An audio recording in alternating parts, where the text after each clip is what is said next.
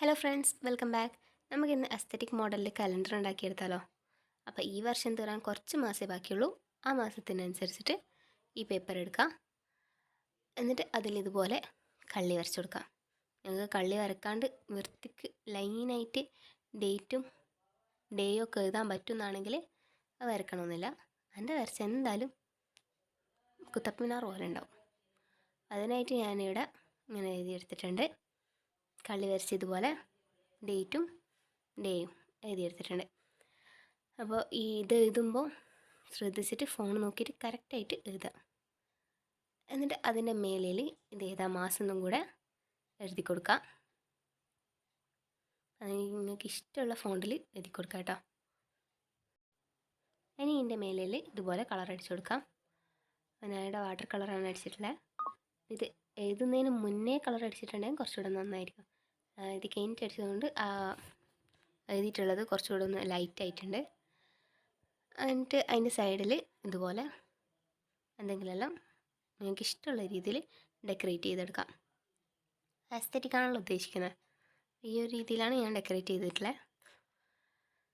ഇനി ഇതുപോലെ തന്നെ ബാക്കിയുള്ള മാസം കൂടെ എഴുതിയെടുക്കാം. ഇനി ഇതോടെ മാറ്റി വെക്കാം. പിന്നെ ഇതുപോലെ 2024 കൂടെ എഴുതിയെടുത്തിട്ടുണ്ട്. പിന്നെ ഇനി ഇതുപോലെ ഒരു കാർഡ്ബോർഡ് എടുക്കാം.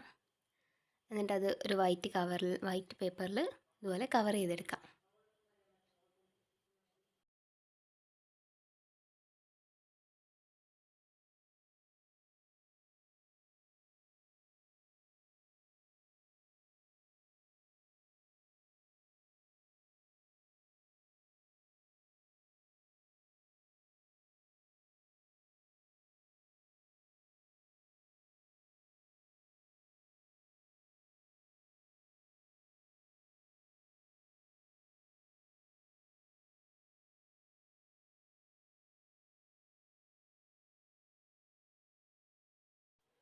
ഞാൻ ഇതിവിടെ കവർ ചെയ്തെടുത്തിട്ടുണ്ട്.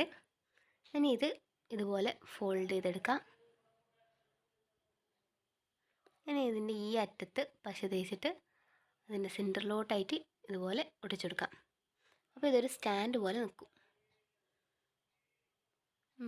ഇതുപോലെ ഞാൻ ഒട്ടിച്ചെടുത്തിട്ടുണ്ട്.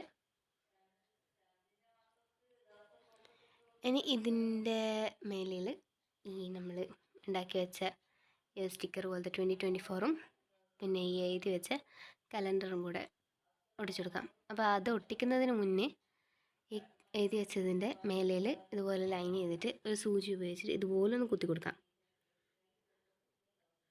അപ്പോൾ ഇതുപോലെ എല്ലാ പേപ്പേഴ്സിലും അതുപോലെ കുത്തി കൊടുക്കാം. അപ്പോൾ ഇത് കുത്തി കൊടുക്കുന്നതെന്ന് വെച്ചാൽ ഓരോ മാസം കഴിഞ്ഞാൽ നമുക്ക് ആ കഴിഞ്ഞ മാസം ഇങ്ങനെ പറിച്ചെടുക്കാമല്ലോ. അതിന് വേണ്ടിയിട്ടാണ് ഇങ്ങനെ കുത്തി കൊടുക്കുന്നത്. അപ്പോൾ ഇതുപോലെ ഞാൻ ബാക്കിയുള്ളതും കൂടെ എടുത്തിട്ട് ആക്കി വെച്ചിട്ടുണ്ട്. ഇനി ഇതെല്ലാം ഓരോന്ന് ഓരോ മാസത്തിനനുസരിച്ചിട്ട് സ്റ്റിക്ക് ചെയ്ത് കൊടുക്കാം. ഡിസംബർ, നവംബർ, ഒക്ടോബർ ഇതുപോലെ എല്ലാം ഒന്ന് സ്റ്റിക്ക് ചെയ്തെടുക്കാം.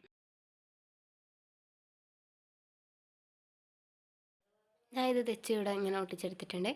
ഇനി ഇതിൻ്റെ ബാക്കിലും കൂടെ പശ വെച്ചിട്ട് നമുക്ക് ആ സ്റ്റാൻഡിൽ ഒട്ടിച്ചു കൊടുക്കാം.